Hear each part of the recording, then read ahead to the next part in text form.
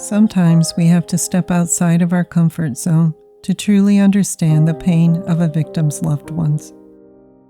This is Clare Morrison. She was someone's daughter, someone's sister, and someone's best friend. My sister was murdered. She was a 13-year-old child. You couldn't help but want to be around her because she was just such a lovely person. She trusted everyone so much. Imagine for a moment that you've been told that 13-year-old Clare has just been found washed ashore at the local beach. The young woman was found face down in the sand near the water's edge. Can you even begin to imagine the pain of going 32 years without answers? 32 years knowing that Clare's killer has walked free. I will cry every time I think about it, so, yeah. Why? I miss her. It shouldn't have happened to her. She was only 13.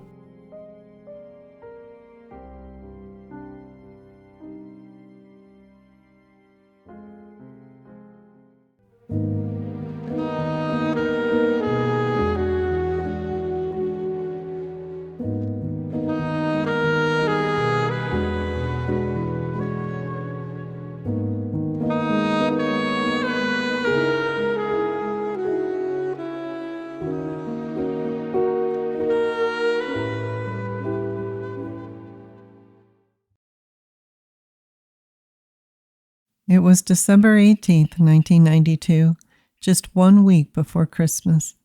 The tree was decorated, some gifts had been wrapped, and Clare's family was looking forward to the holiday. It should have been a time to slow down and reconnect with loved ones and add more memories to Christmases past. Sadly, the Morrisons would suffer the horrific loss of Clare, a loss that they would never recover from. Events outside of our control can forever alter the course of our lives and leave us to grapple with the wreckage left behind.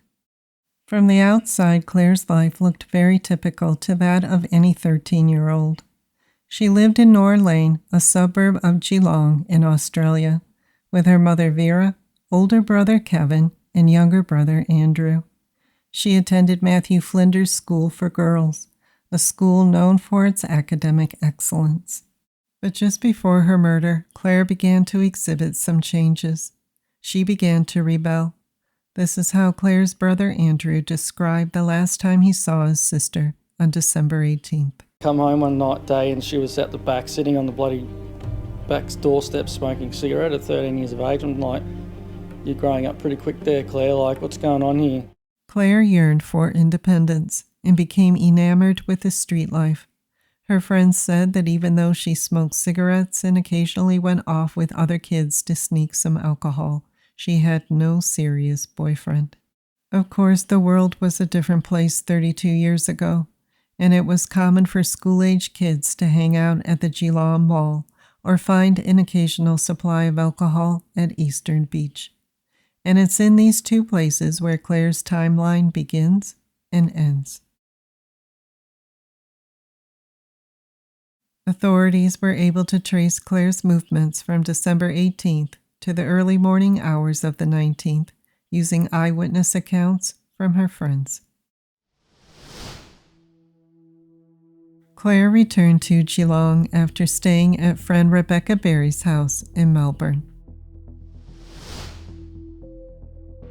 Clare decided to go hang out with the other kids at the Geelong Mall. Clare takes a bus home to collect money from her mother so she can do some Christmas shopping. Clare is seen purchasing 2 hot dogs.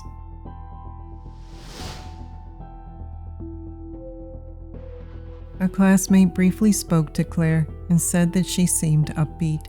She mentioned that she was planning to attend a party that evening. Clare calls her mother and says that she will be home by 11:30 p.m. Clare is seen driving around with friends.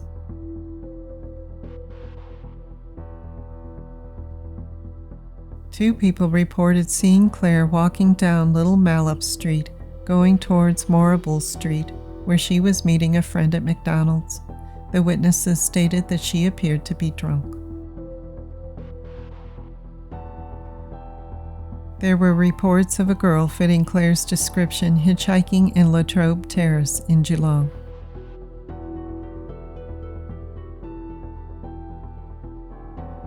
After 12:30 a.m., there are no reports of anyone seeing Clare again. Her whereabouts at this point are unknown.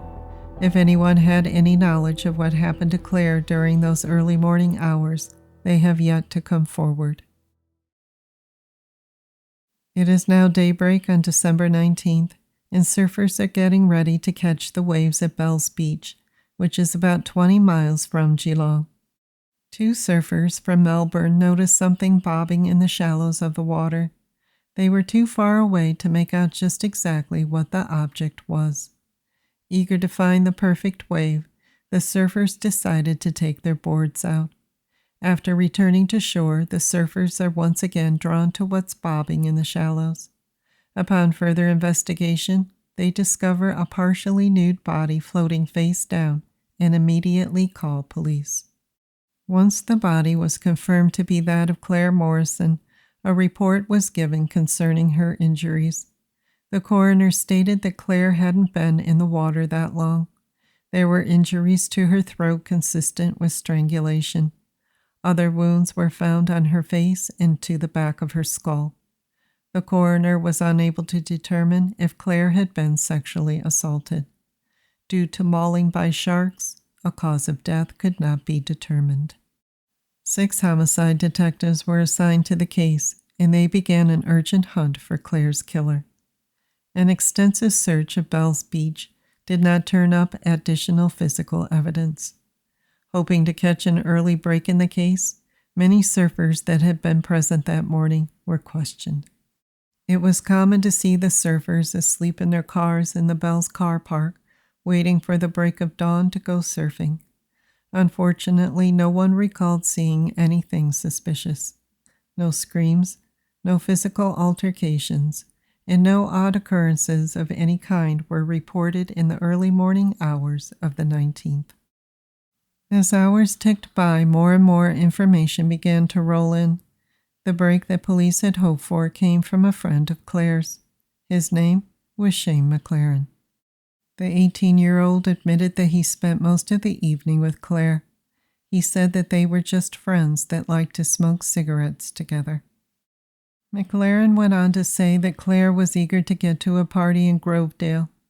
At around 12:30 a.m., they noticed a blue VC Holden Commodore sedan driving nearby on Ryrie Street. Clare decided to hitch a ride with the 2 men. McLaren said that that was the last time he saw Clare.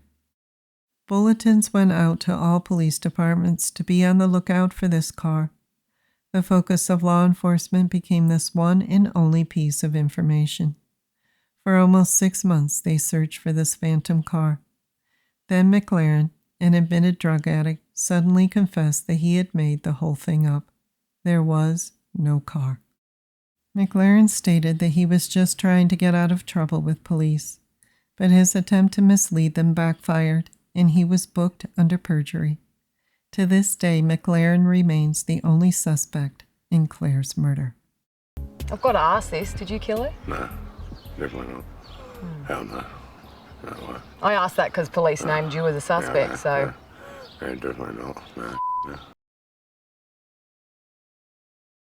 In December of 2017, Clare's brother Andrew Morrison learned that Clare and 8 other friends went to Point Addis, a cliff that overlooks Bells Beach. The friends said that when they left, Clare wasn't with them. Andrew believes that someone in that group knows what really happened to Clare. This was Andrew's plea on the 25th anniversary of Clare's murder. Those who know something, they're all grown up now. They're adults who probably have families of their own. So I plead with them to look into the faces of their own children and imagine how they'd feel waiting 25 years for answers. There are people out there who can close this case. They just need to stand up and do the right thing. That plea was made 7 years ago, and to this day, those who were with Clare that evening remain silent. Andrew is heartbroken and frustrated with police who many feel have just given up on this case. He believes that if they increased the reward amount, they would get answers to his sister's murder. Clare's mother Vera died in August of 2012, leaving behind Andrew to continue the fight for justice. If you have any information about Clare Morrison's murder, please contact Crime Stoppers at 1-800-333-000 or Victoria Police Geelong at +613 5225 3100. Are you obsessed with true crime content? Subscribe now and join our growing community as we analyze and discuss the details of some truly baffling cold cases. Browse our growing library of cold case investigations and immerse yourself in the mysteries that keep us up at night. Subscribe and join the EOJ community today. All it takes is a click.